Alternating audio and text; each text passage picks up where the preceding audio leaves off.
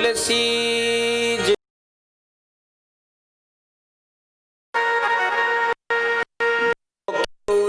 सतराम तिनके पक्की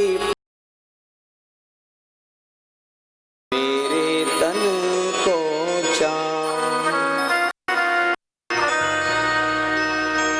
रसना मेरी लाडली ले हो लाडलो नाम। महारानी श्री जानकी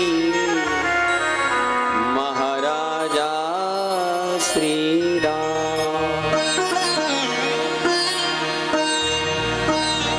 नाम लिया तिन जान लिया सकल शास्त्र का भेद। नाम बिना नर कहीं गए तो पढ़ पढ़ चारों वेद।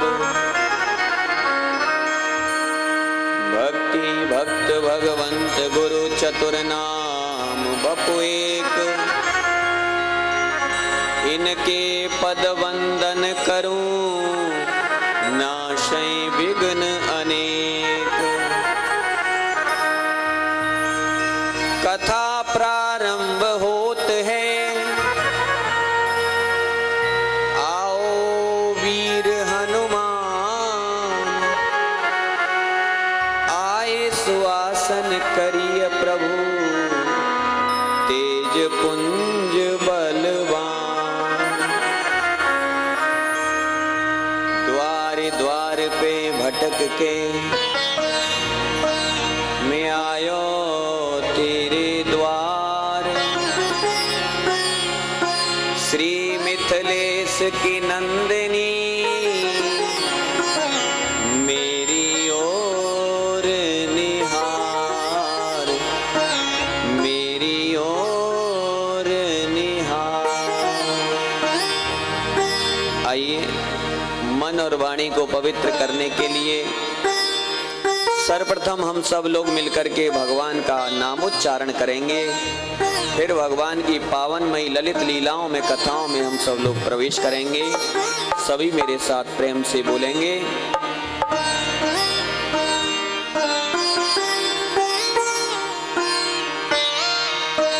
जैसे जय सिया राम जय जय सिया राम। जय सिया राम जय जय सिया राम। जय सिया राम जय जय सिया राम। जय सिया राम जय जय सिया राम। जय सिया राम जय जय सिया राम। जय सिया राम जय जय सिया राम। जय सिया राम जय जय सिया राम। जय सिया राम जय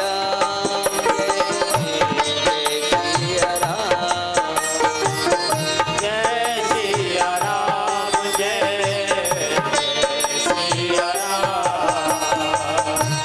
जय सिया राम जय जय सिया राम। जय सिया राम जय जय सिया राम। जय हो ताली बजाते रहे सभी।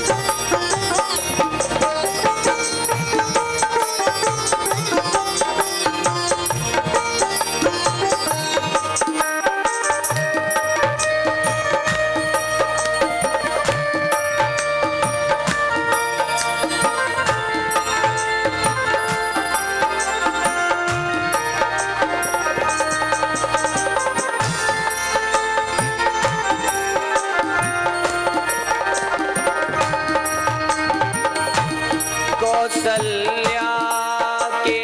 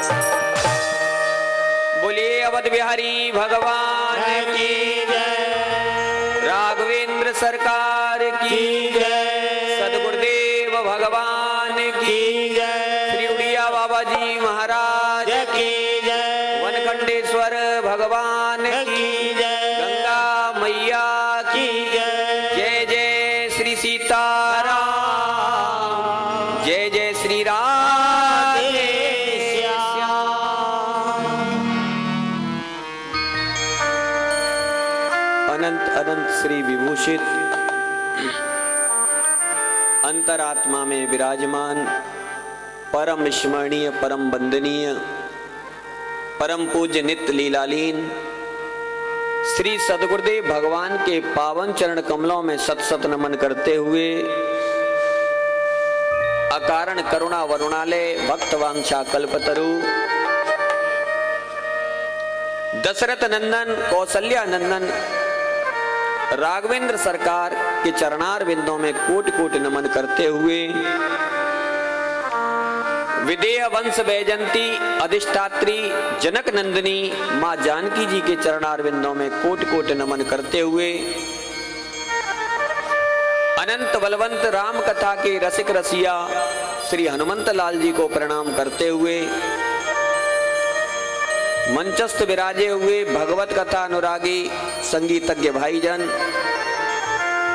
सन्मुख विराजे हुए दूर दूर से अथवा रसिक टावर सोसाइटी से पधारे हमारे भक्तजन, वात्सलमयी ममतामयी करुणामयी सती अनसुईया सती सावित्री के पद चिन्हों पर चलने वाली मातृशक्ति माताएं बहनों, काफी अच्छा अवसर मिला है कथा कहने और सुनने का। जब बड़े भाग्य उदय होते हैं तो भगवान की कथा सुनने को मिलती है।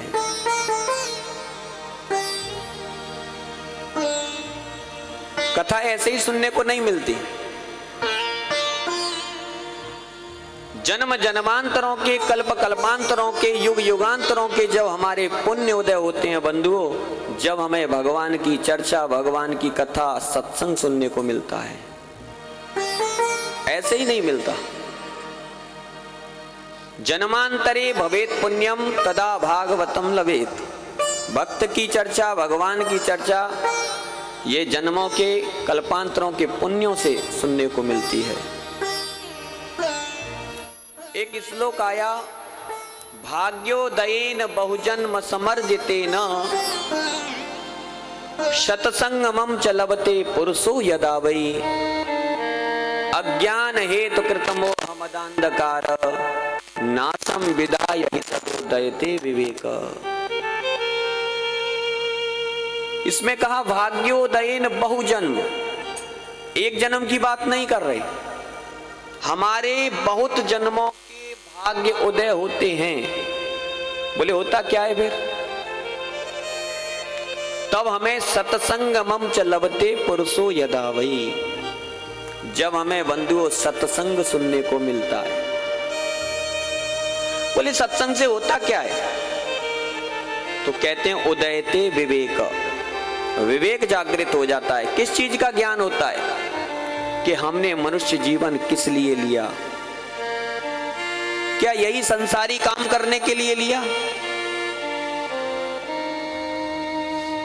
कूकर सूकर करत है खान पान और भोग, तुलसी व्रथा न खोइए ये तन भजवे जो। मनुष्य जीवन केवल भगवान के भजन के लिए मिला था बंधुओं। गोस्वामी संत तिलक तुलसीदास बाबा कहते हैं कूकर सूकर करत है खान पान और भोग। कूकर माने कुत्ता, शूकर माने आप समझ रहे हो, ये भी करते हैं एक संसारी जीवन।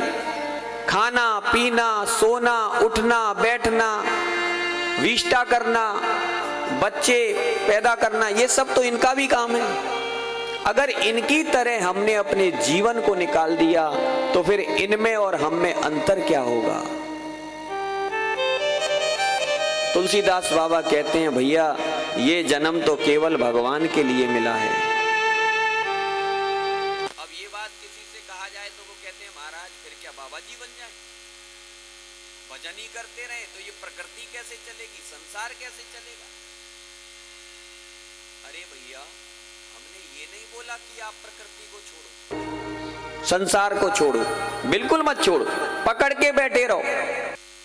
संसारी कर्तव्य खूब करो कार्य, लेकिन एक बात ध्यान रखो, इस भरे संसार में फुर्सत ना होगी काम से, लेकिन कुछ समय ऐसा निकालो, प्रेम कर लो राम से। कुछ तो समय निकालो, 24 घंटे हैं, मात्र 5 मिनट 10 मिनट भगवान के लिए दो, ज्यादा नहीं, एक आध घंटा नहीं, 5-10 मिनट दे दो। मेरे गोविंद तो भैया 2 घड़ी में रीझ जाते हैं। मेरे ठाकुर जी 2 घड़ी चाहिए उनके लिए बस, लेकिन मन से चाहिए, भजन करना चाहिए। ये मानव जीवन हमको ठग रहा है। 100 वर्ष की आयु होती है, लेकिन अभी जो पीढ़ी आ रही है, ध्यान से सुनना, उसकी आयु मात्र 60 वर्ष की है। 60 वर्ष में से 30 वर्ष चले गए सोने में, रात्रि में, बचा 30, और 30 में भी 12 वर्ष चले गए खेलने कूदने में, बाल्यावस्था में, बचा 18। 18 में 10 वर्ष चले जाते हैं पढ़ने लिखने ग्रेजुएशन में, बचा कितना? 8।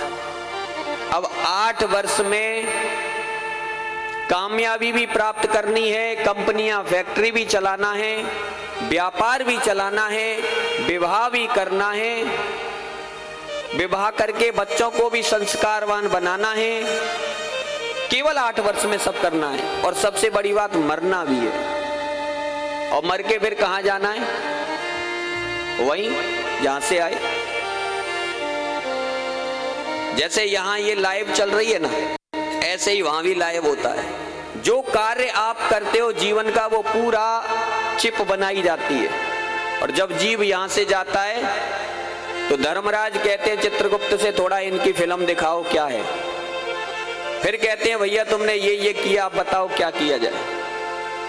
वहां जीव कुछ नहीं कह पाता, सब यहीं रह जाता है। गर्भ में जब जीव होता है, नीचे सर, ऊपर पैर, मूत्र में, विष्ठा में ये जीव पड़ा हुआ है। शास्त्र कहता है गर्भवास सम दुखम भूतो ना भविष्यति। जितना कष्ट गर्भ में है बंधु, उतना तो नरकों में भी नहीं। मां सांस लेगी तो बच्चा भी सांस लेगा, ऐसी स्थिति हो जाती, मूत्र में पड़ा है। भगवान से प्रार्थना करता है, हे प्रभु इस जंजाल से, संसार से बाहर निकाल, अब की बार बाहर निकाल दे मेरे प्यारे, फिर नहीं आऊंगा। भगवान आते हैं, कहते हैं क्या करोगे बाहर जाके, तुमको फिर यहीं आना है। पुनरपि जननम पुनरपि मरणम पुनरपि जननी जठरे सैनम, ये चक्कर तुम्हारा खत्म नहीं होगा, आना जाना लगा रहेगा। बाहर जाओगे, अपनी मैया को, अपने भैया को, सगे संबंधियों को कष्ट दोगे, चोरी करोगे, नंबर 2 का काम करोगे, अत्याचार करोगे, लौट के फिर यहीं आओगे। इसलिए तुम यहीं पर रहो, यही तुम्हारा घर है। भगवान से कहता है प्रभु बस अब की बार कृपा कर दो, वापस नहीं आऊंगा। भगवान कहते हैं क्या करोगे? बोले भजन करूंगा। भजन? अच्छा कितना करोगे? बोले 26 घंटे। भगवान बोले झूठ बोल रहा है, 24 घंटे होते, 26 कहां से हो गए? बोला प्रभु जितनी सांस लूंगा उतनी बार तुम्हारा नाम लूंगा।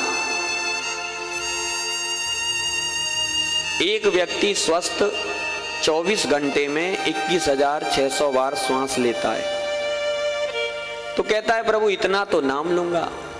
भगवान ने चलो ठीक है नाम लेगा। ये वादा करके जीव आता है गर्भ से, लेकिन माया के जाल में फंस करके भूल जाता है। कब समय बड़ा हो गया, कब विवाह हो जाता है, बच्चे हो जाते हैं, पता ही नहीं चलता। समय धीरे धीरे चला जाता है।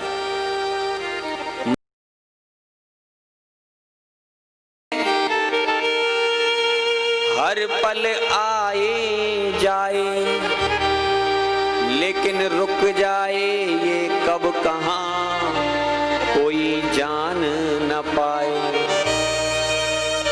किसी को पता है हमारी श्वास अगली आए या ना आए? भरोसा है इस जिंदगी का? नहीं। व्यवस्था करके बैठते हैं जैसे कि हम ही यहाँ पृथ्वी के राजा बन के आए हैं और हमारे ही द्वारा सृष्टि की रचना होती है, हम ही जो चाहें वो करें। ठीक है, जो कार्य भगवान ने आपके लिए सौंपा है उसे पूर्ण निष्ठा से निभाओ, लेकिन भगवान ने जो मनुष्य जीवन भजन के लिए दिया, जिसका तुम वादा करके आए, उसे मत भूलो। हम ये नहीं कह रहे 24 घंटे इसी में लगो, संसारी कार्य करो, वो भी एक कर्तव्य है, कर्तव्य से मत हटो, लेकिन कुछ समय भगवान के लिए निकालो।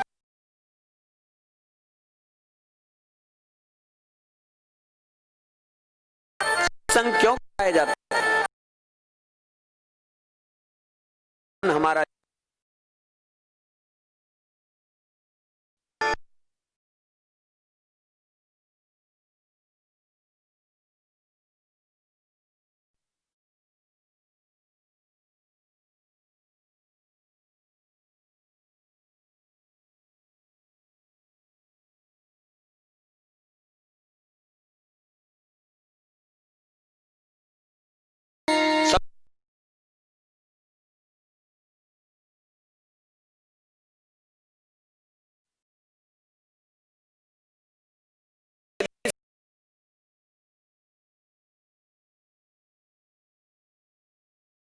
वारंटी श्री गुरुदेव चेत करो, समय जा रहा बीत, जाना है रहना नहीं, जाना विश्वास। समय ठग रहा है।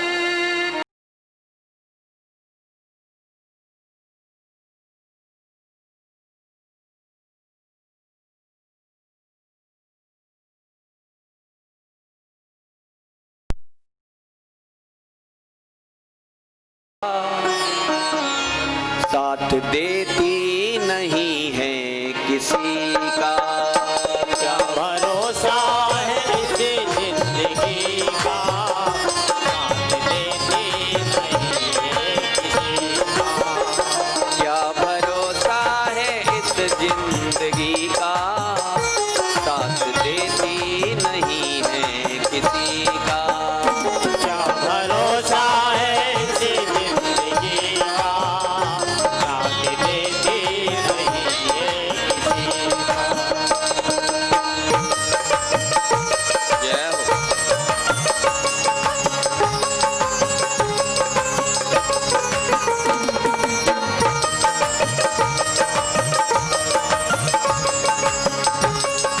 हरि बोल।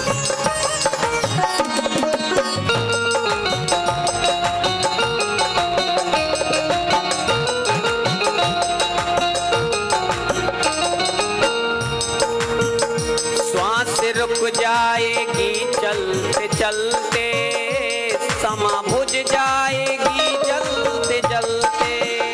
सांस रुक जाएगी चलते चलते, जमा बुझ जाएगी चलते चलते। श्वास रुक जाएगी चलते चलते, समा बुझ जाएगी जलते जलते। सांस रुक जाएगी चलते चलते, जमा बुझ जाएगी जलते जलते। दम निकल जाएगा आदमी का, दम निकल निकल जाएगा रोशनी का, साथ देगी नहीं ये किसी का। निकल जाएगा आदमी का, साथ देती नहीं है किसी का। क्या भरोसा है इस जिंदगी का, साथ देती नहीं है किसी का। श्री हरि।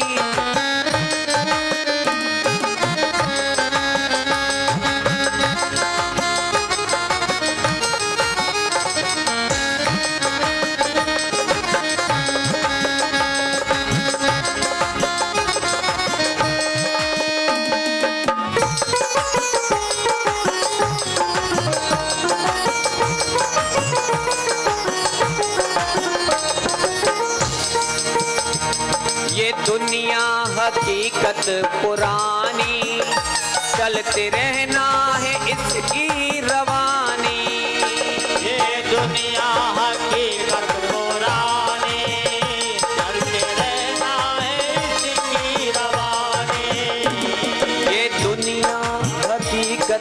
पुरानी, चलते रुकना है इसकी रवानी।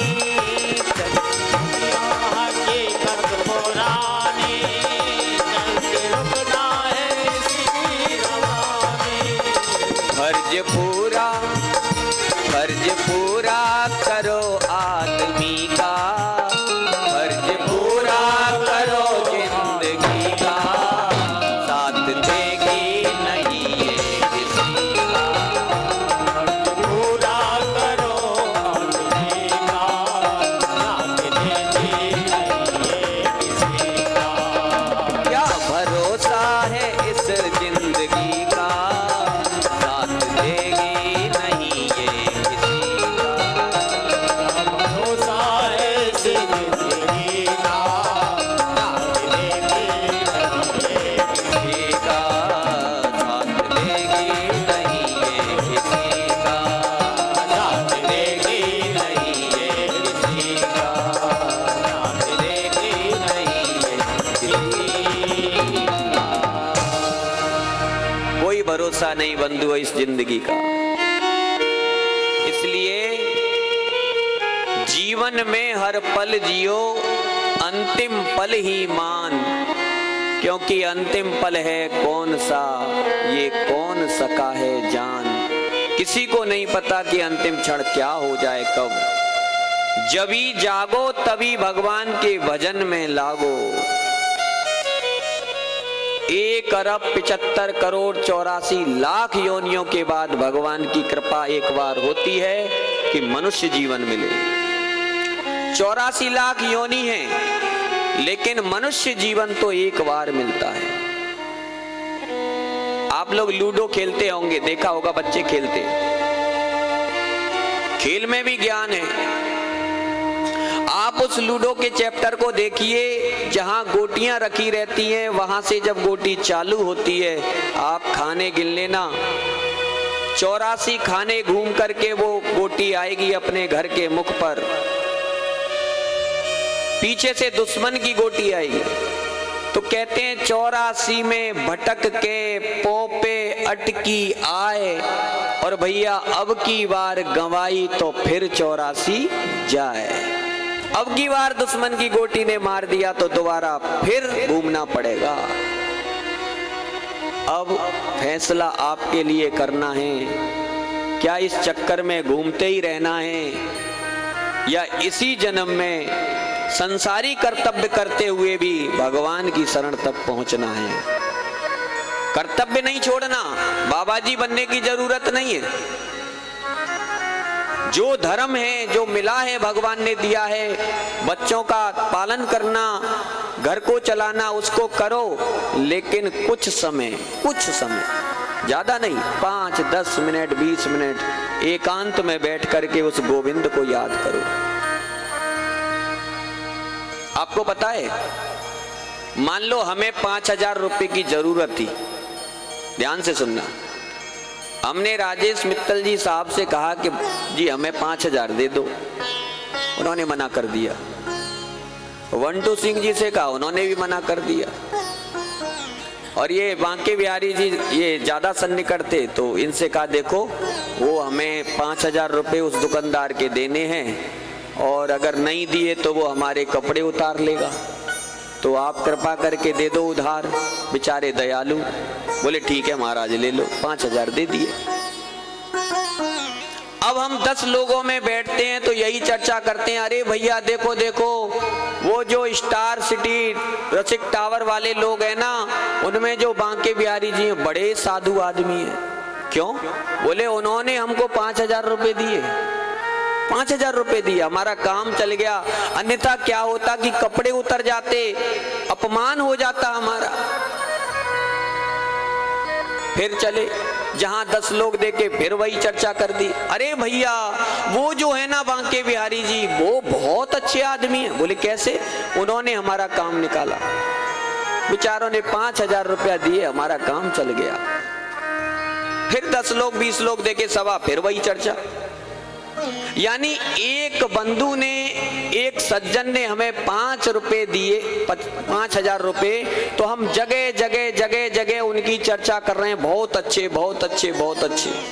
लेकिन मैं पूछना चाहता हूं, जिसने बहुमूल्य जीवन दे दिया, मनुष्य जीवन किसने दिया? भगवान ने। ये मनुष्य जीवन जिसने दे दिया उसको क्यों भूल जाते हो भैया? 5,000 रुपए देने वाले को बार बार याद कर रहे हो, लेकिन जिसने ये मनुष्य जीवन दे दिया उसे भूल गए। भूलना नहीं चाहिए। हम लोग संसारी साधनों से प्रेम करते हैं, पत्नी से, बालकों से, अपने बच्चों से, और तो और कुछ लोग अपने व्यापार से ही प्रेम करते हैं, जो जड़ है, चैतन्य नहीं है।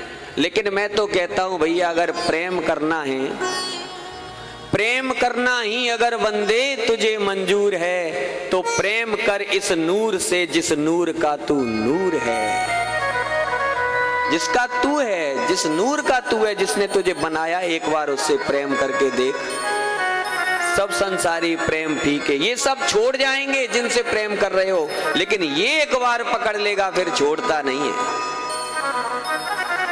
हमारे परम पूज्य श्री उड़िया बाबा जी महाराज से एक सज्जन ने प्रश्न किया, कहा, स्वामी जी आप तो ब्रह्मवेत्ता हैं, बहुत ज्ञानी हैं, मेरी एक शंका है, उसका समाधान करो। क्या? बोले ज्यादा लंबी चौड़ी व्याख्या मुझे नहीं चाहिए, थोड़ी सी में समझाना, ज्यादा लंबे चौड़े की नहीं। बोले क्या? बोले मुझे बताइए, ब्रह्म किसे कहते हैं और जीव किसे कहते हैं? हमारे परम पूज्य आराध्य श्री उड़िया बाबा जी ने एक शब्द में जवाब दिया। बोले भैया इसकी बड़ी व्याख्या है भी नहीं। बोले बताओ सरकार। तो कहा कि जो बार बार पकड़ता है, बार बार छोड़ता है, उसे तो कहते हैं जीव, और जो पहले तो पकड़ता नहीं और जब पकड़ लेता है तो छोड़ता नहीं, उसी को कहते हैं ब्रह्म। तो भगवान पहले तो पकड़ते नहीं है, और जब पकड़ ले तो खूब छोड़ना, खूब भागना, वो छोड़ नहीं सकते। जिंदगी किसी की रियासत नहीं होती, जिंदगी किसी की रियासत नहीं होती, और प्रेम किसी की अमानत नहीं होती। बहुत संभल कर कदम रखना मेरे ठाकुर की संतलत में, क्योंकि बंधुओं यहाँ आने के बाद जमानत नहीं होती। एक बार जो आ जाए फिर वापस नहीं जाता। राम कथा सुन दर करता, राम कथा सुन कर करतारी, संशय बेहग उड़ावन हारी, संशय बेहग उड़ावन हारी, बुध बेश्राम सकल जन रंजने, बुध बेश्राम सकल जन रंजने, राम कथा कली कलुष विवंजने, राम कथा कले हर्षन रंजन, जय रघुनंदन जय सिया राम, जय रघुनंदन जय सिया राम, जाने के वल्लभ सीताराम, जाने की वल्लभ सीताराम। राम जी की कथा को क्या बता रहे हैं संत तिलक गोस्वामी बाबा? राम कथा सुंदर करतारी। और आगे संशय विहग, संशय, हम लोग संशय में ही तो हैं। ये संसार सागर में हम लोग संशय में पड़े हैं। हम जड़ को भी सत्य मान लेते हैं, सत्य को भी सत्य मान लेते हैं, असत्य को भी सत्य। ये संसार सागर सत्य नहीं है बंधु, ये असत्य है, बल्कि ये मिथ्या है। मिथ्या, सत्य और असत्य तीनों में अंतर है। सत्य कहते हैं जो है, ये बैठा है, ये सत्य है जो रहेगा हर समय, और असत्य कहते हैं जो है ही नहीं। अब संसार तो दिखाई भी देता है, इसका मतलब ऐसा तो नहीं है कि है ही नहीं। तो क्या है? बोले ये है मिथ्या। मिथ्या कैसे? जैसे एक बंद कोठरी में, कमरे में, रूम में अंधेरा हो रहा हो और उसमें रस्सी को डाल दिया जाए। अब कोई अज्ञान व्यक्ति उसमें अंदर जाए तो वो रस्सी को क्या समझेगा? सर्प है, नाग है, वो डरेगा, लेकिन नाग तो नहीं है, वहां तो रस्सी है। ऐसे ही संसार है, संसार दिखाई दे रहा है लेकिन सत्य नहीं है। जैसे लग रहा है कि ये नाग है लेकिन है नहीं, ऐसे ही संसार लग रहा है कि है लेकिन है नहीं। ये नाशवान है, असत्य है बंधुओं। इसलिए इस संसार के पीछे भागो लेकिन कम, भगवान की ओर थोड़ा दौड़ के देखो। तुमने देखा होगा मंदिरों में ज्यादातर भगवान की जो प्रतिमाएं होती हैं खड़ी होती हैं, देखा है? एक आदि जैसे ओरछा नरेश में जाओगे तो एक मंदिर में शायद वहां पे राम जी बैठे हुए हैं। ओरछा नरेश की जो महाराज की रानी थी गणेश कुबरी, वो उन्हें लेके आई थी अयोध्या से, साथ में ठाकुर जी आ गए थे उनके, उन्होंने महल में ही पधरा दिए। राजा ने कहा अब ठाकुर जी को ले आए हो तो लाओ मंदिर बनवा दें। मंदिर बनवाया, लेकिन रानी की सेवा से इतना रीझ गए ठाकुर जी कि जहां पर बैठ गए वहां से उठे ही नहीं। बोले हम तो यहीं रहेंगे महलों में, ओरछा नरेश। लेकिन बात चल रही है कि मंदिर जितने भी देखे होंगे ज्यादातर भगवान खड़े दिखे होंगे। क्यों? बैठे क्यों नहीं है? क्योंकि भगवान आस करते हैं कि कोई मेरा भक्त मेरी ओर आए तो मैं दौड़, मुझे उठना ना पड़े, मैं दौड़ करके उसे अपने अंक में भर लूं, हृदय से लगा लूं उसे। तत्पर रहते हैं, खड़े, हर समय खड़े भगवान। तो इसलिए बंधुओं, हम सभी बड़े सौभाग्यशाली हैं। हम सबको इन चार महानुभावों का मन से इनको आशीर्वाद देना चाहिए। मैं तो यही कहूंगा मंच से, क्योंकि अगर तुम इनका ज्यादा सम्मान करोगे ना तो फिर अहमता आ जाएगी। ये मेरे से जुड़े हैं इसलिए कहूंगा इन्हें आशीर्वाद देना कि जो अलीगढ़ में ये कार्य कर रहे हैं इतने वर्षों से। देखो, घर देना भी साधारण नहीं होता, किसी को घर बना के देना।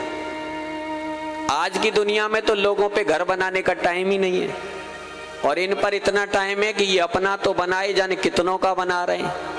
और हम तो कह रहे हैं कि जितने लोग हैं उनको बना बना के ऐसे ही बिठाते रहे महलों में। तो इनको आशीर्वाद देना कि ये यह भी कार्य करते रहें, और जो कार्य यहाँ चल रहा है ये भी कार्य करते रहें हमेशा। और मेरा विश्वास है बंधुओं, मेरे ठाकुर जी से जब से ये लोग जुड़े हैं, जब से ये निर्माण कार्य बंद नहीं हुआ, और मैं तो ये कहूंगा मंच से कि मुझे पूरा भरोसा है गंगा मैया वनखंडेश्वर पे कि ये बंद होगा भी नहीं, हमेशा चलता रहेगा। जब तक मेरे राम जी यहाँ हैं तब तक ये बंद नहीं हो सकता। ये जो स्थान है, हम इतनी जगह कथा किए, इतनी जगह रुके, हमें नहीं बोलना चाहिए, लेकिन इस जैसा स्थान हमें मिला नहीं। यहाँ जब हम रुक रहे हैं, बैठे हैं, यहाँ की जो मिट्टी की जो सुगंध है, जहाँ का जो पवित्र वातावरण है, वो कुछ अलग है। जैसे ऐसा प्रतीत होता है यहाँ पर कभी किसी ने तपस्या की हो। ये जो पृथ्वी है, यहाँ परमाणु जो है वो भजन के हैं, यहाँ शांति का वातावरण है। एक तो वैसे ही यहाँ स्वच्छ हवाएं हैं, प्रदूषण नहीं है, दूसरा यहाँ का वातावरण बहुत अच्छा है। बड़ा सुंदर स्थान यहाँ पर नियुक्त है। मेरे राम जी ने कहा है इनसे कि ये बनाया, वो दूसरा, तीसरा, चौथा, 2-4 इधर ही बनाओ। जितने भी गृहस्थी यहाँ के रहेंगे कम से कम शांति पूर्वक सुखमय तो रहेंगे, आनंद तो लेंगे। जगह का भी बहुत बड़ा प्रभाव होता है, पृथ्वी का बहुत बड़ा होता है।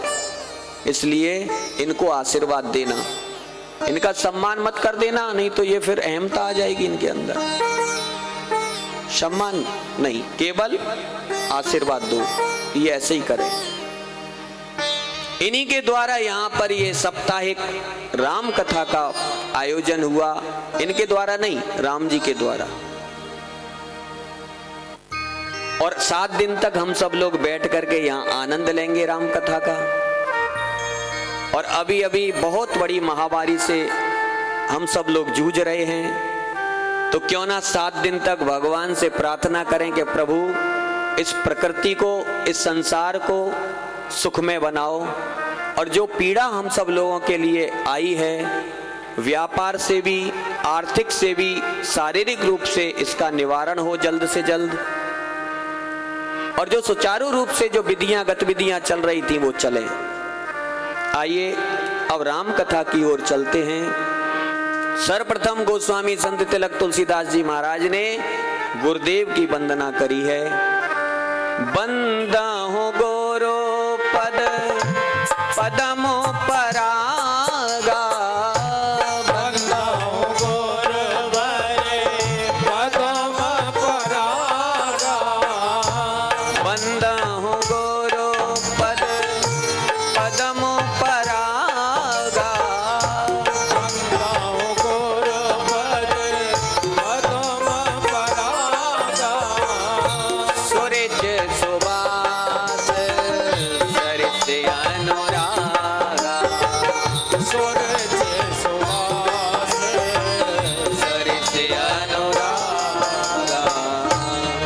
गोस्वामी जी लिखते हैं बंदों गुरु पद पदम परागा, यानी कमल की उपमा दे रहे हैं गुरुदेव के चरणों को। यहाँ आप हनुमान चालीसा भी पढ़ते हो, उसमें सर्वप्रथम का श्री गुरु चरण सरोज रज, वहां भी सरोज यानी कमल की उपमा दी। गुरुदेव के चरण कमल के समान है। अच्छा एक बात बताओ, गुरु किसे कहते हैं? गुरु कहते हैं बंधुओं, गु माने होता है अंधकार और रू माने होता है प्रकाश। अंधकार में पड़े हुए जीवों को प्रकाश स्वरूप परमात्मा की ओर बढ़ाए, वो होता है गुरु। श्री गुरु चरण सरोज, आचरण कैसे है? कमल की उपमा। कमल कहाँ उत्पन्न होता है? कीचड़ में। मैया बता रही है, बहुत कई बार कथा सुन चुकी हैं। हमारे धर्मेंद्र सिंह, बंटू सिंह की माता श्री बिचारी हर कथा में प्रेजेंट रहती हैं पहले ही। कीचड़ में कमल उत्पन्न होता है, लेकिन ये बताओ क्या कीचड़ कमल पे लगता है? कमल कितना सुंदर और कीचड़ कैसा, लेकिन कीचड़ में कमल उत्पन्न होता है। अच्छा, लोग सुबह सुबह दर्शन करने जाते हैं कमल का, कहां जाते हैं? कीचड़ में। कीचड़ के ही अंदर कमल है तो वहां दर्शन करना होगा। अभी हम किसी से कहें जाओ जाओ वहां एक नाला है, उस कीचड़ का दर्शन करके आओ, जाओगे क्या? अगर कहें कि वहां कीचड़ में कमल खिल रहे हैं जाओ, तो तुरंत जाओगे, देखें कैसा खिल रहा है। तो ये संसार सागर क्या है बंधुओं? यही संसार सागर कीचड़ है। और इसी संसार सागर में कोई विरला एक कमल उत्पन्न होता है। कौन सा कमल? सदगुरु रूपी कमल। ये संत गुरु कहां से आते हैं? आप लोगों के बीच में से ही तो आते हैं। वो भी किसी मैया के गर्भ से ही प्रकट होते हैं, लेकिन अंतर इतना है कि वो कीचड़ के कीड़े मकोड़े नहीं बनते, वो कमल बन जाते हैं। और वो कमल बन करके उस कीचड़ की भी शोभा बढ़ा देते हैं, सुंदरता बढ़ा देते हैं, जिससे लोग कमल के दर्शन के साथ साथ उस कीचड़ का भी दर्शन करते हैं, उनको भी पवित्र कर देते हैं। ऐसे गुरु। फिर कहते हैं श्री गुरु चरण सरोज रज, रज माने होता है धूल। ऐसे गुरुदेव के चरणों की धूल अगर हम मस्तक से लगाएं तो हम निष्पाप हो जाएं, निर्मल हो जाएं, पवित्र हो जाएं। लेकिन अगर इसका अर्थ धूल से लगाएं तो छोटा हो जाएगा। वैदांतिक दृष्टि से इसका अर्थ है रज माने होता है सिद्धांत। सिद्धांत यानी नियम, नियम यानी कानून। जो गुरुदेव ने बना दिया कानून, उस पर दृढ़ता से चलना, वो होती है गुरुदेव के चरणों की असली रज। गुरुदेव ने कह दिया कि भैया यहाँ धूप में खड़ा होना है, तो होना है, फिर उसमें कोई बदलाव नहीं होना चाहिए। कोई कार्य कर रहे हो, गुरुदेव को पसंद नहीं, उन्होंने कहा नहीं नहीं नहीं ये नहीं होना चाहिए, तो नहीं होना चाहिए। ये है नियम। गुरुदेव ने कहा प्रातः काल उठ करके जल चढ़ाना चाहिए शंकर जी पे, तो चढ़ाना है चाहे कुछ भी हो जाए, ये सिद्धांत। क्यों? क्योंकि मेरे राघव जी, मेरे राम जी दो चीज में बंधे हुए हैं, एक तो नियम और एक प्रेम। राम ही केवल प्रेम प्यारा, जान ले हो जो जानने हारा। राम जी को प्रेम प्यारा है और नियम प्यारा है। जो नियम में रहेगा या प्रेम में रहेगा वो भगवान को अवश्य प्राप्त कर लेगा। एक शंकर जी का भक्त था बंधु, शंकर जी का भक्त। अरे भक्ति कहेंगे उसे जब भगवान का साक्षात्कार हुआ। वो शराब मदिरा का पान करता था, शराब पी करके रोज भोले बाबा के मंदिर में आता। वो कोई पूजा करने नहीं आता था, वो जो शंकर जी पर पैसे चढ़ाए जाते थे उनको उठा करके ले जाता और मदिरालय में जाके उसकी शराब पीता था, रोज का नियम। और जिस दिन पैसे कम पड़ जाते कुछ, तो वो भगवान भूत बावन कैलाशपति भोले बाबा को गालियां देता, बहुत गालियां देता कि आज तो इतने रुपए कम बैठे। एक पंडित जी महाराज थे, पुजारी जी, जो नित्य प्रति भोले बाबा का प्रतिदिन अर्चन पूजा करते थे, रोज का नियम था उनका भी, दोनों का नियम था। वो आकर के पैसे देखता, नहीं आते तो गालियां देता था, और वो आकर के घंटी हिला करके खूब पूजा पाठ करते थे। एक दिन क्या हुआ कि आंधी तूफान आया, बारिश हो रही थी घनाघोर, वृक्ष टूट टूट के गिर रहे थे। तो पंडित जी की पंडितानी ने कहा, सुनो जी आज तो पेड़ गिर रहे हैं, आंधी तूफान है बहुत बाहर, ऐसा करो आज पूजा करने मत जाओ, आज पूजा मत करो। उस पंडित ने पंडितानी की बात को मान लिया, नहीं गया, आंधी तूफान को देख करके नहीं गया, नियम छोड़ दिया। लेकिन बंधुओं उस दिन भी वो शराफी जो था, मदिरा पान करने वाला व्यक्ति, वो आ गया झूमता हुआ। भोले बाबा के पट खोले, अंदर देखा एक भी रुपया नहीं, क्योंकि आज तो आंधी तूफान आ रहा था, बारिश हो रही, तो कौन चढ़ाने आएगा। अब तो महाराज उसके लिए गुस्सा आया, क्रोध, और उठा अपना जूता, दे दनादन उसने भोले बाबा की पिंडी में मारना, गालियां देना उस शराफी ने।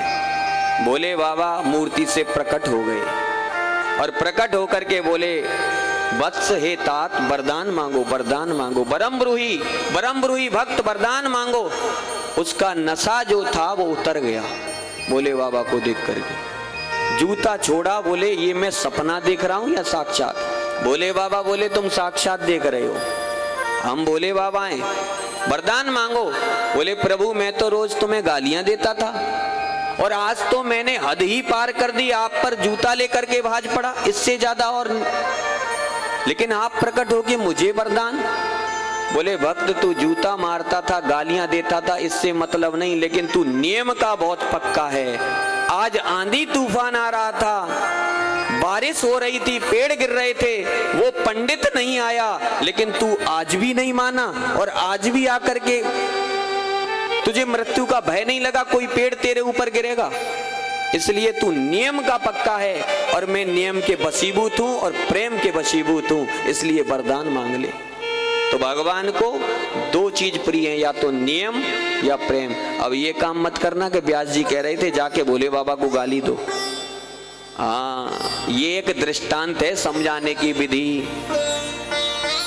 वो अनजान था, जानता नहीं था, आप जान चुके हैं भगवान को। हाँ, आजकल ऐसा ही कहते हैं, महाराज आपने ही तो कहा था, लेकिन ये नहीं समझते कि कहा कैसे था, क्यों था, ये समझना चाहिए।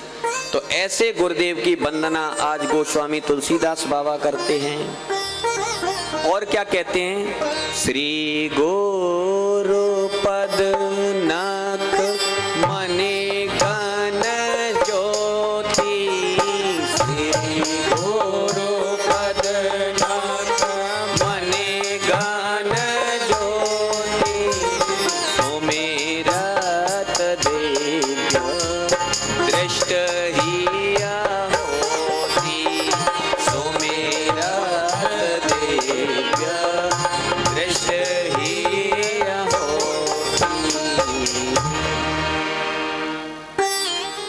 चौपाई में बड़ी सुंदर बात है समझने वाली।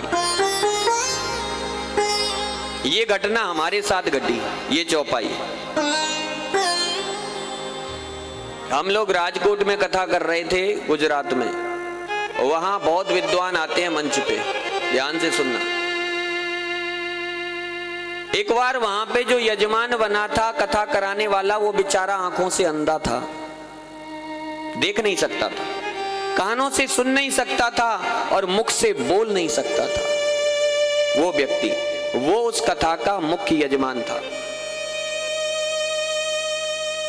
एक बाबा ने कहा, भैया ये यजमान है, ये कथा करा रहे हैं अथवा प्रवचन करा रहे हैं, यहां जितने विद्वान आए हैं उनसे मेरा करबद्ध निवेदन है कि इन महाराज को जो आंखों से देख नहीं सकते, कानों से सुन नहीं सकते, मुख से बोल नहीं सकते, इनके लिए मंत्र दीक्षा देनी है। कैसे दोगे?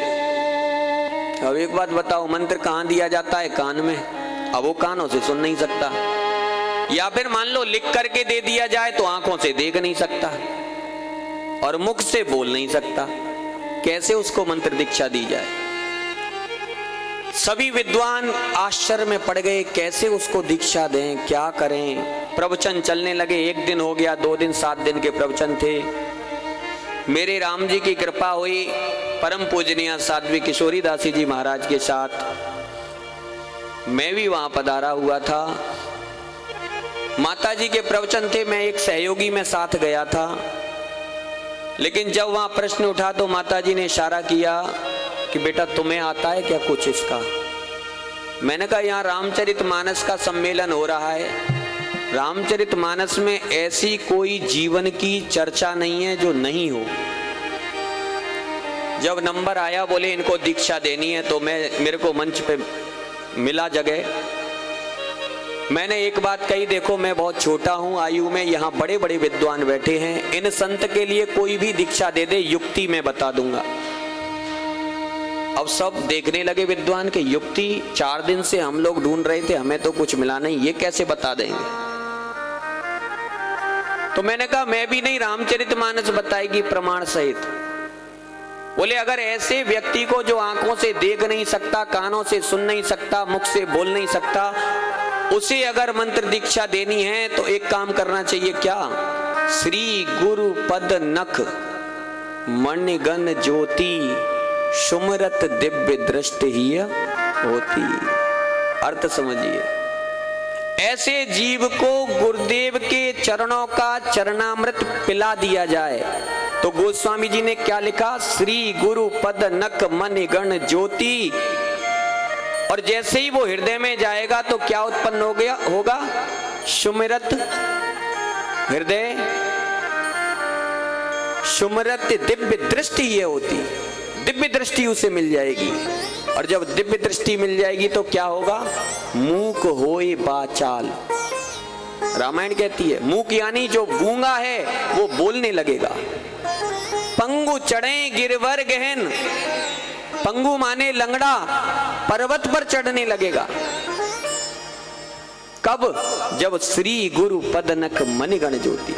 बोले एक ही युक्ति है कि जल लेकर के मंत्र को आमंत्रित करते के गुरुदेव अपने मुख में मंत्र को बोल करके जल लें और फिर किसी पात्र में करके इसको पिलाएं, तो मेरा विश्वास है कि इसके अंदर दिव्य दृष्टि आएगी और जो मंत्र गुरुदेव बोलेंगे ये अंदर अंदर उसे बोलने लगेगा, ये दीक्षा हो जाएगी इसकी। ये रामायण कहती है।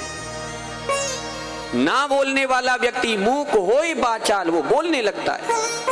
पंगु चढ़े गिरवर गहन, जो लंगड़ा है वो पर्वत पर चढ़ने लगता है। कब?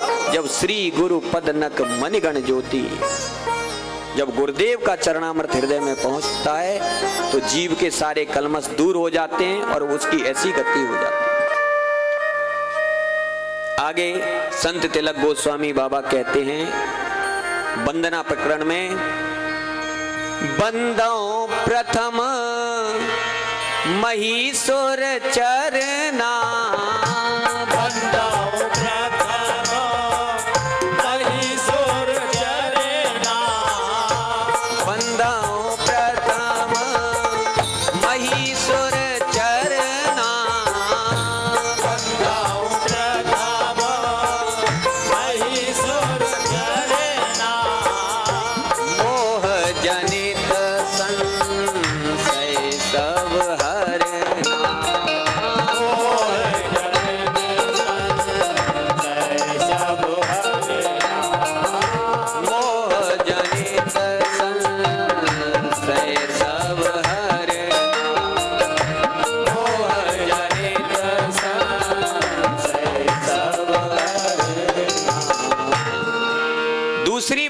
करते हैं, बंदों प्रथम महीसुर चरना, प्रथम वंदना। गुरुदेव के बाद में उन्होंने क्या किया?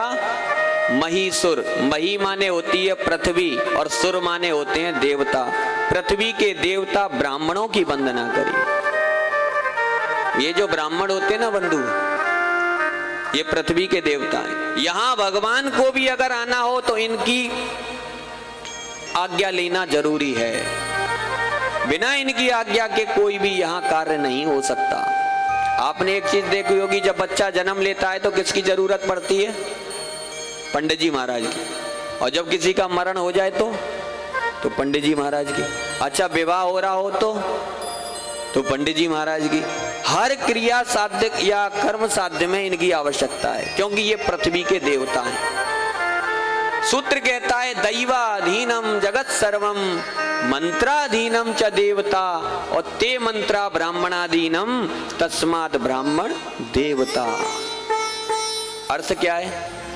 दैवाधीनम जगत सर्वम, सारा जगत देवता के अधीन है। और देवता किसके अधीन है? मंत्र के अधीन। और मंत्र किसके अधीन है? ते मंत्रा ब्राह्मणाधीनम, मंत्र ब्राह्मण के अधीन है। इसलिए तस्मात् ब्राह्मण देवता, ब्राह्मण ही देवता। गोस्वामी जी ने सबसे पहले ब्राह्मण की वंदना करी।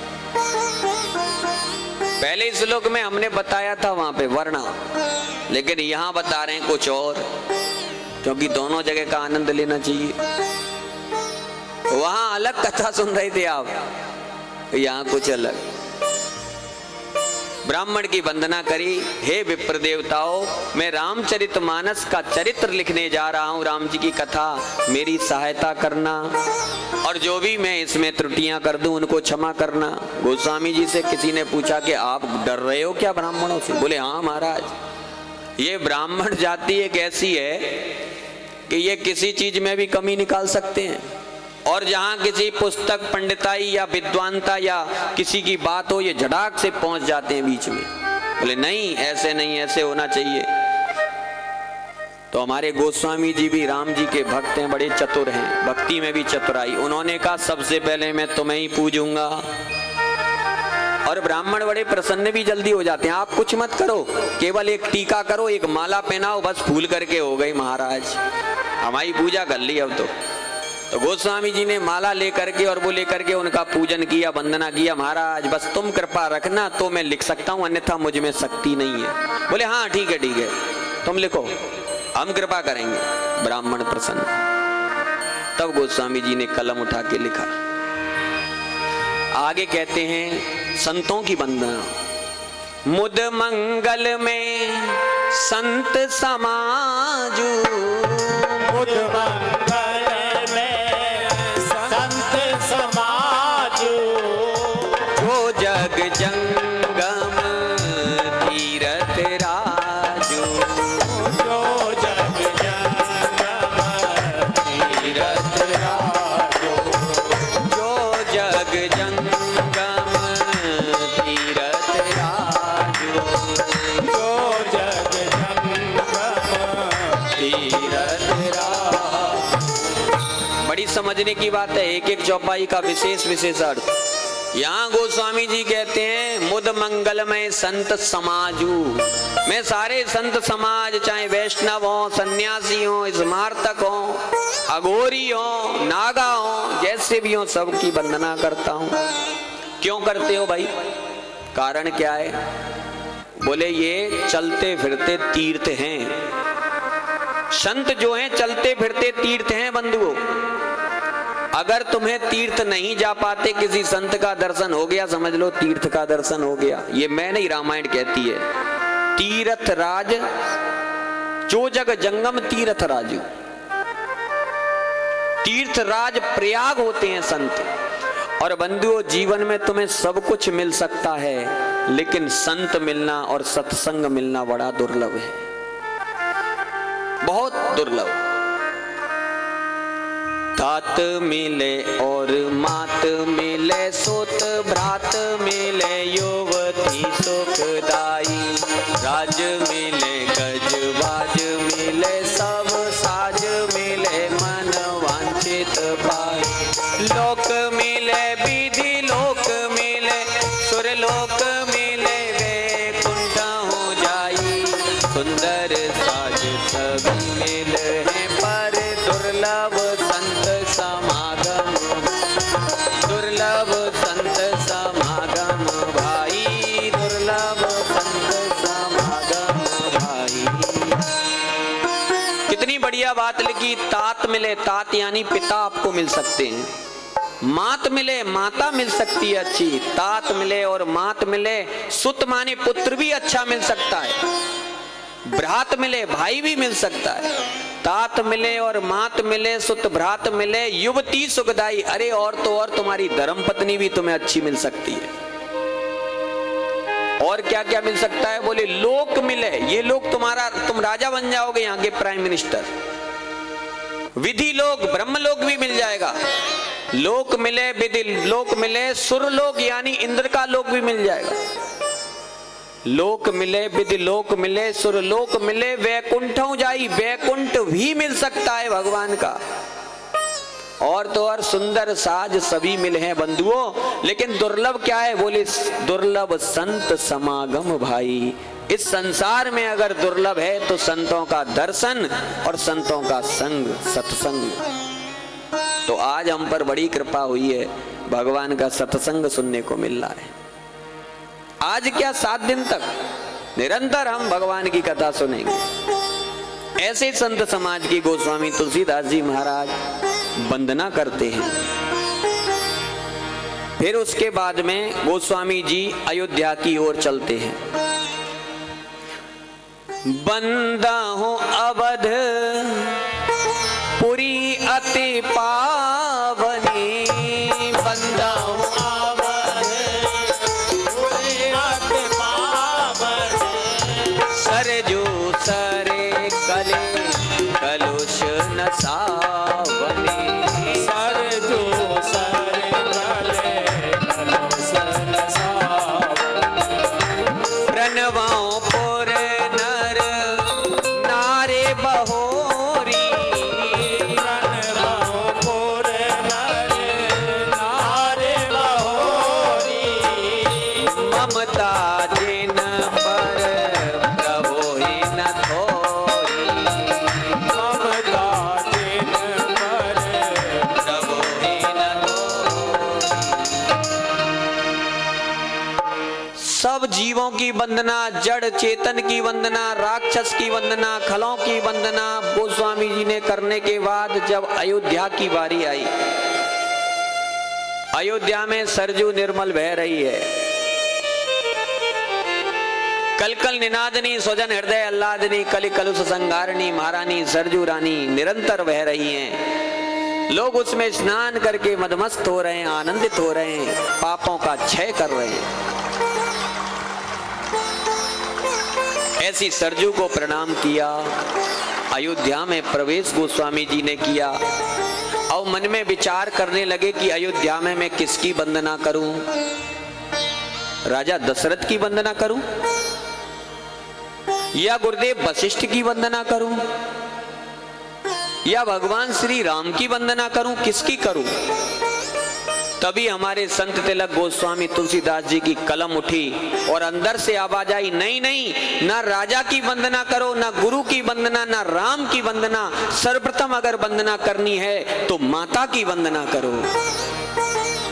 क्योंकि वेद कहता है मातृ देवो भव पितृ देवो भव, सर्वप्रथम पूजनीय अगर कोई है तो वो है माँ। बंधुओं, ये माँ होती है ना, बहुत पूजनीय है। वेद में कहा है मातृ देवो भव, सर्वप्रथम माता ही पूजनीय है। हम लोग मंदिर में जाते हैं, पूजा करते हैं, कोई फायदा नहीं। तुमने अगर अपने माता पिता को प्रसन्न कर लिया, उनकी सेवा भक्ति करके, समझ लो तुम्हें भगवान मिल गए। भक्त पुंडरीक की कथा आपने सुनी होगी, ज्वलंत उदाहरण।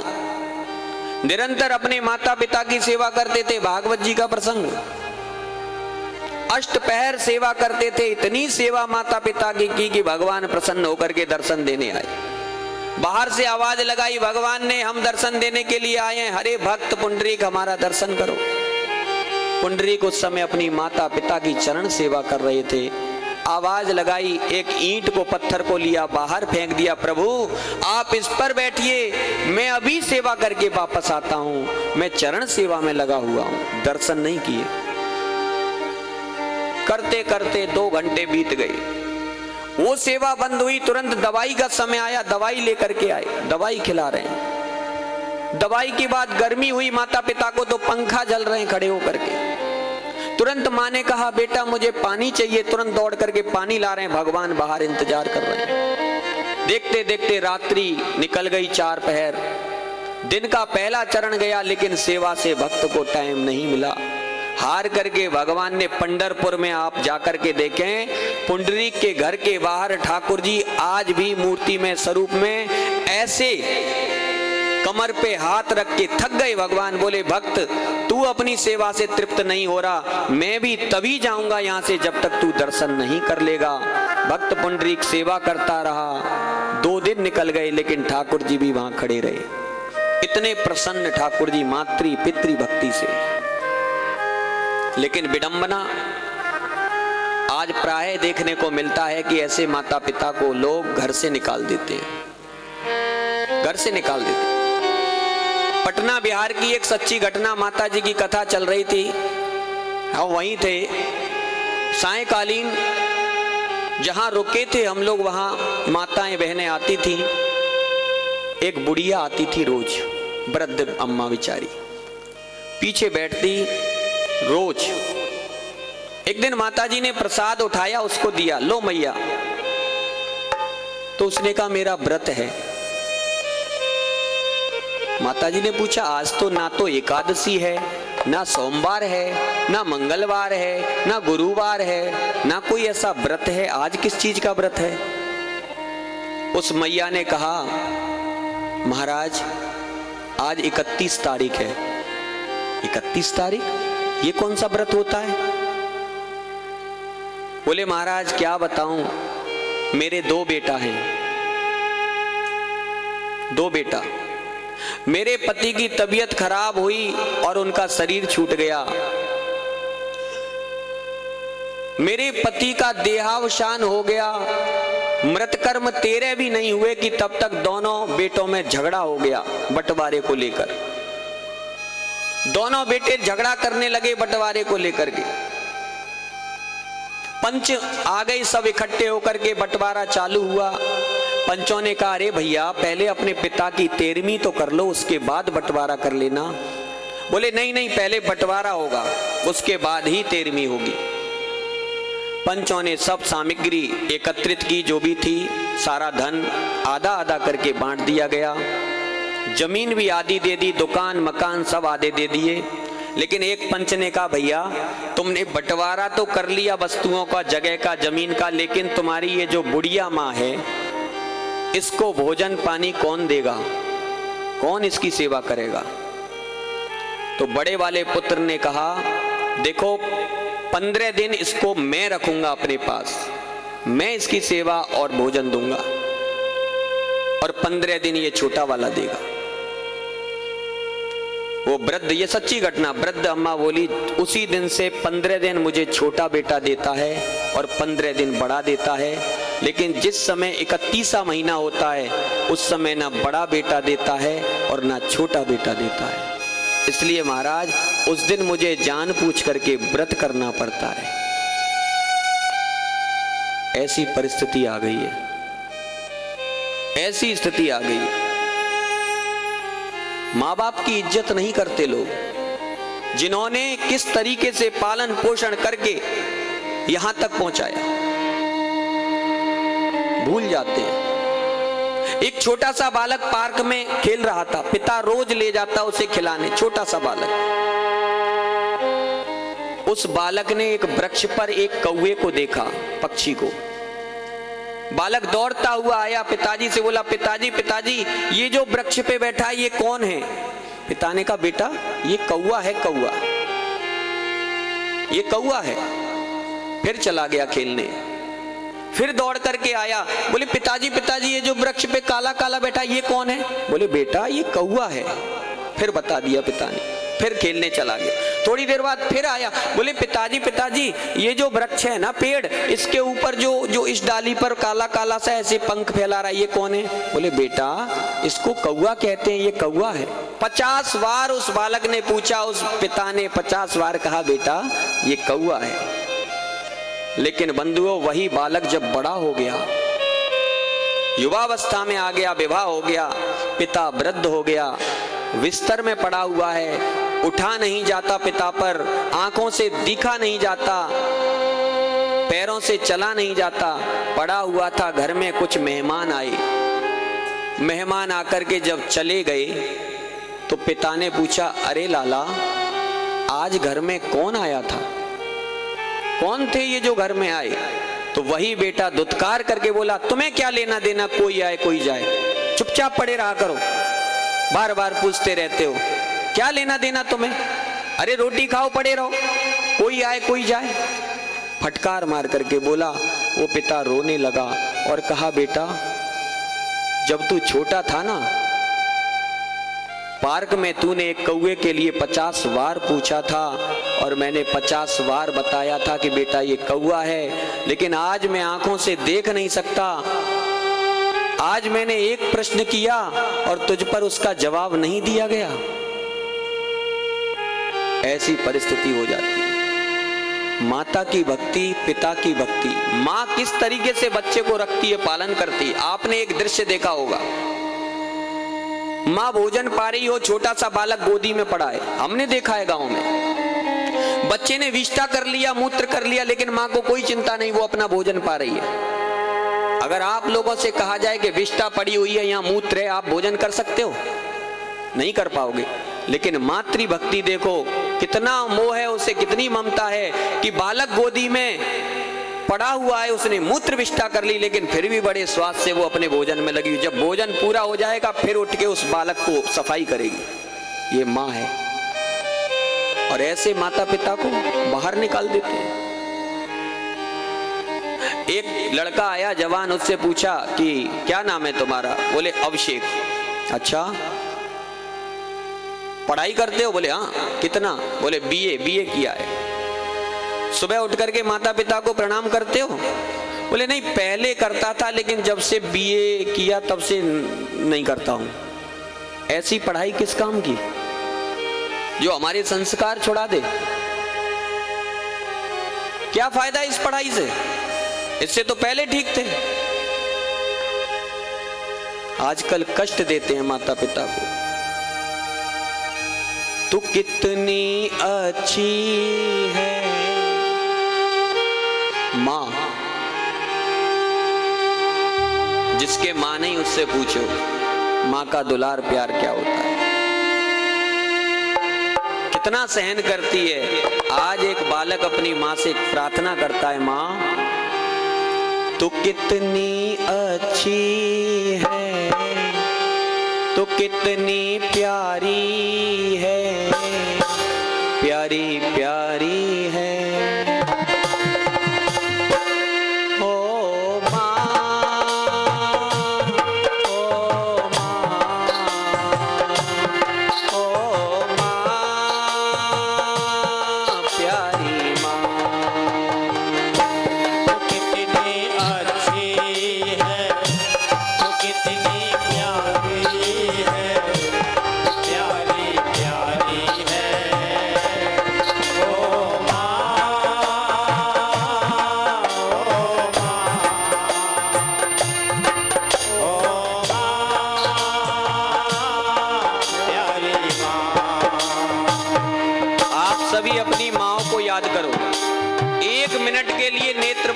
सभी उस दृश्य को देखो जब आप छोटे छोटे थे, माँ की गोदी में खेला करते थे। सभी अपनी माँ को याद करो।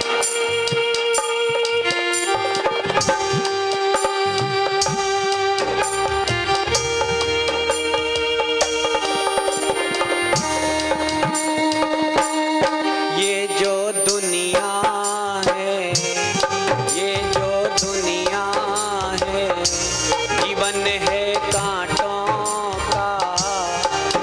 फुलवारी है। ओ माँ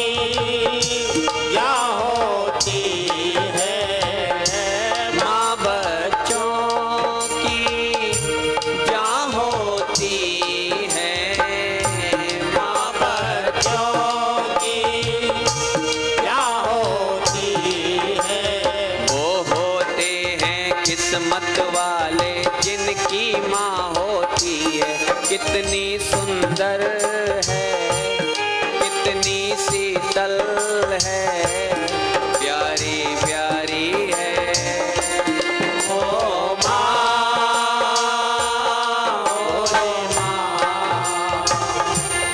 ओ माँ, प्यारी माँ,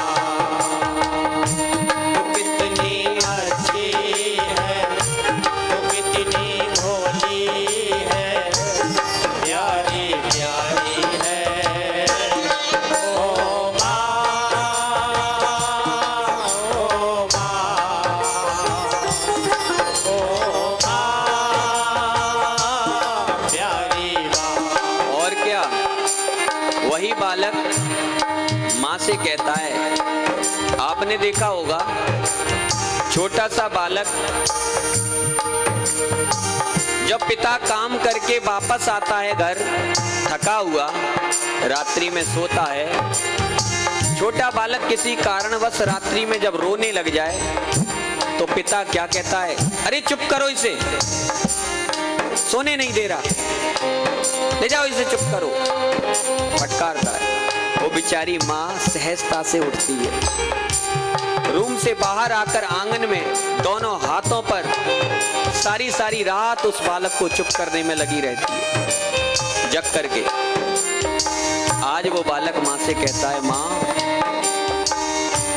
दुखन लागी है माँ तेरी अखियाँ, दुखन लागी है माँ तेरी अखियाँ, दुखन लागी है माँ तेरी अखियाँ, दुखन लागी है माँ तेरी अखियाँ, मेरे लिए तो जागी सारी रतियाँ, मेरे लिए तो जागी सारी रतियाँ, वो मेरी निंदिया पे अपनी निंदिया को, मेरी निंदिया पे अपनी निंदिया को तूने बारी है। ओ माँ,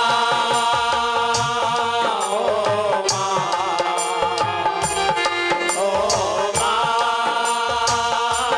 प्यारी माँ, तू कितनी अच्छी है, तू कितनी भोली है, प्यारी प्यारी है। ओ माँ,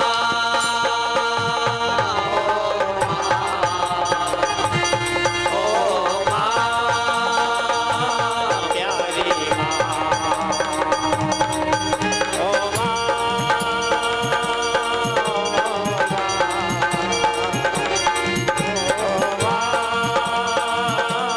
प्यारी माँ। और क्या कहता है वो बालक, माँ तूने अपना सुख दुख नहीं देखा, तुझे ज्वर भी आ रहा था, बुखार आ रहा था, लेकिन जब मैं रोया तो तू मुझे खिलाने लग गई, मुझे थोड़ा सा भी कोई परेशानी होती है तू बिलख पड़ती है, मेरे लिए सारी रात मेरी सेवा करती है। माँ अपना दुख सुख छोड़ करके अपना दुख सुख भूल जाती है, अपना नहीं है दुख सुख कोई, अपना नहीं है सुख दुख कोई, अपना नहीं है सुख दुख कोई, अपना नहीं है सुख दुख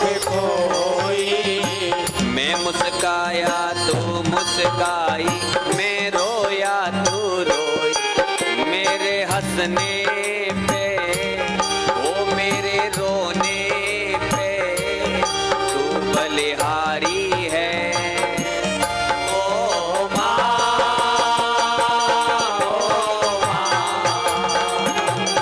ओ माँ, प्यारी माँ, तू कितनी अच्छी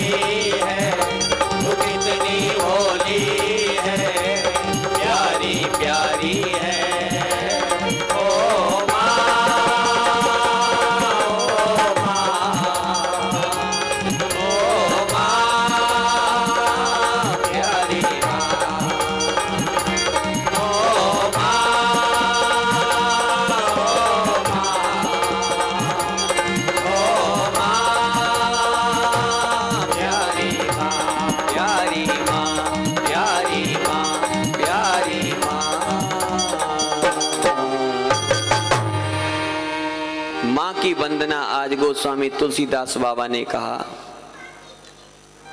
और दिशा कौन सी बताई? पूर्व दिशा की ओर से माँ। और क्योंकि पूर्व दिशा से ही सूर्य उत्पन्न होता है, और राम जी कौन है? बाल सूर्य, उगते हुए सूर्य। चार शशि प्रकट हुए हों, सूर्य प्रकट हुए, ऐसी माँ की हम वंदना करते हैं। आज यहीं पर वाणी को विराम देंगे। माँ की वंदना तक आगे बहुत सुंदर सुंदर आपको प्रसंग सुनने को मिलेंगे, क्योंकि समय सीमा को पार कर गया है। समय 4:30 हो चुका है, क्योंकि सायंकालीन हरदुआगंज में भी कथा करनी है। तो कथा अभी बहुत है, तो राम जी की कृपा से 2 घंटे आपको आनंद कथा का मिलेगा। अब सभी मेरे साथ 2 बार भगवान नाम संकीर्तन, उसके बाद में सब आरती करेंगे। हरे रामा रामा राम सीता राम राम राम। हरे रामा रामा राम सीता राम राम राम। हरे रामा रामा राम सीता राम राम राम।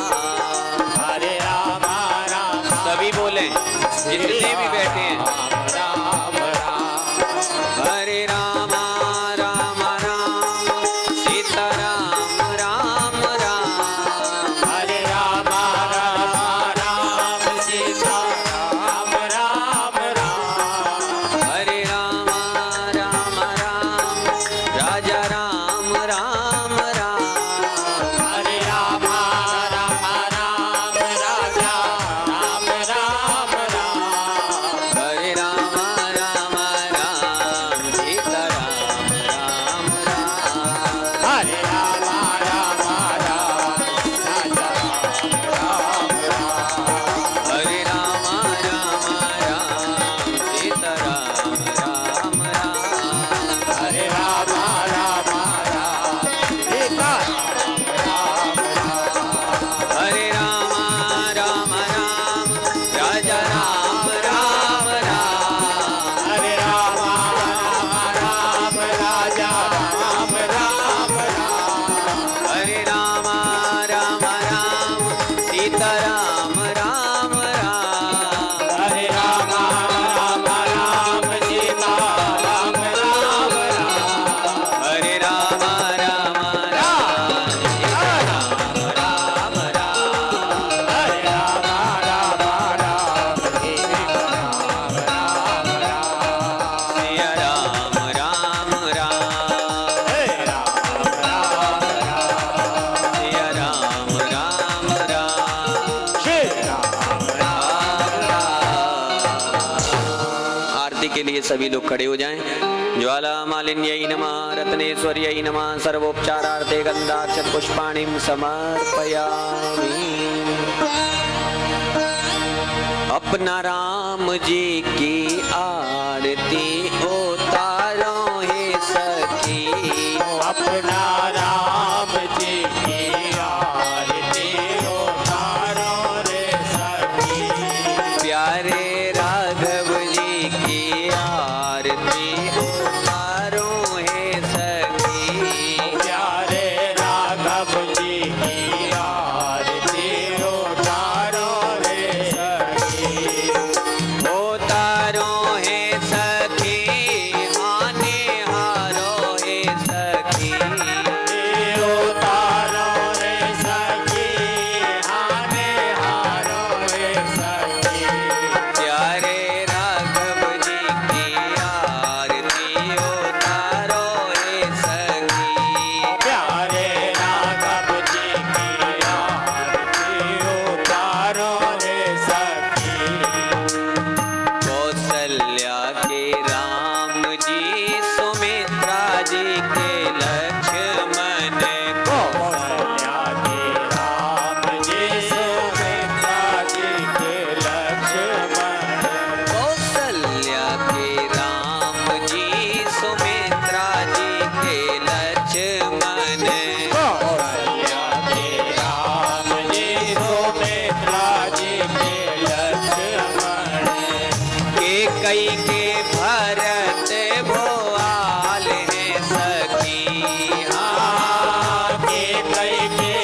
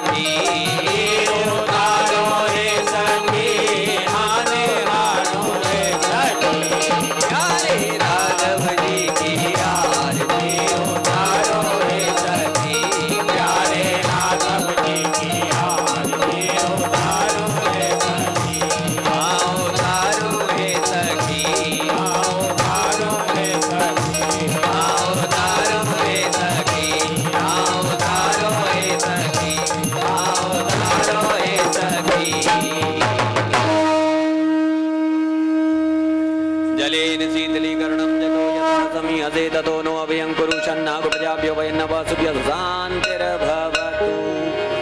जज्येन जज्यमय जन्त देवास्तानि धर्माणि प्रथमान्य शन्नाते हनाकं महिमानः सचन्त जत्र पूर्वे सात्याः सन्ति देवा।